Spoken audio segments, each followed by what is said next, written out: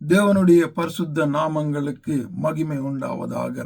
ஆவிக்குரிய போராட்டம் என்ற தலையங்கத்தில் செய்திகளை பார்த்து கொண்டு வருகிறோம்.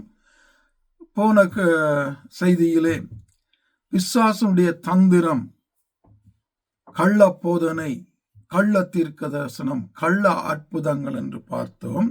தொடர்ந்தும் அதனுடைய தொடர்ச்சியாக இந்த கள்ள அற்புதம், கள்ள போதனை, கள்ள தீர்க்க தரிசனம் பிசாசுக்கு சொந்தமானது.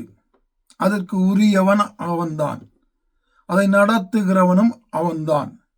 அப்ப எந்த இடங்களில கள்ள போதனைகள், வேதத்தை புரட்டுகிற காரியங்கள், வேதத்துக்கு புறம்பான காரியங்கள், கதைகள், கட்டுக்கதைகள், தங்களுடைய லாபத்துக்காக போதிக்கிற இப்படியான காரியங்கள் இருக்குமாயிருந்தால், கள்ள தீர்க்க தரிசனங்கள் இருக்குமாயிருந்தால், கள்ள அற்புதங்கள் இருக்குமாயிருந்தால், அதற்கு சொந்தக்காரன் பிசாஸ்.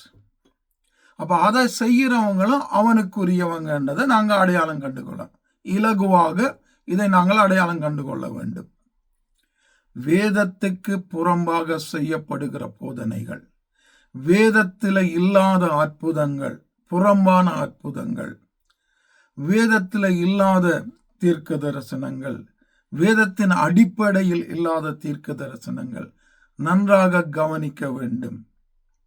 இவையெல்லாம் பிசாசுக்குரியவைகள். என் ஆண்டவர் கிரகமாய் ஒழுங்காய் செய்கிறவர்.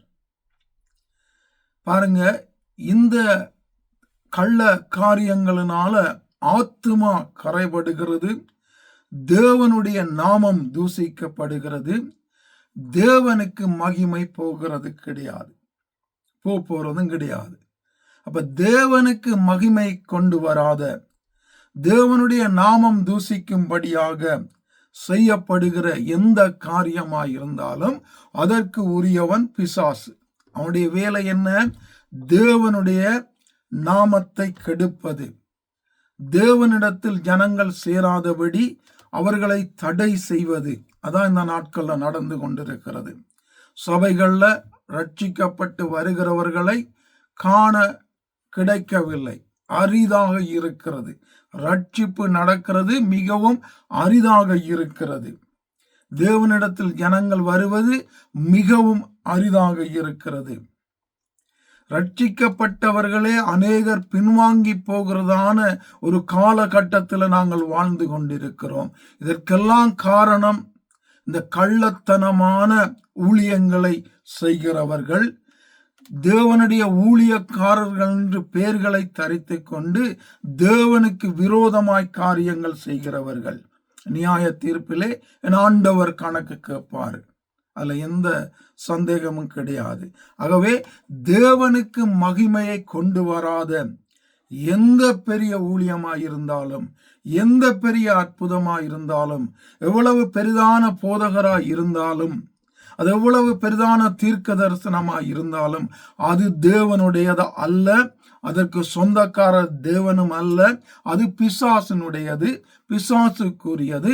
அப்படி அதற்கு இப்படியான காரியங்களை செய்கிறவர்கள் பிசாசுக்கு வேலை செய்கிறார்கள், தேவனுக்கு அல்ல என்பதை ஜனங்கள் அடையாளம் கண்டுகொள்ள வேண்டும்.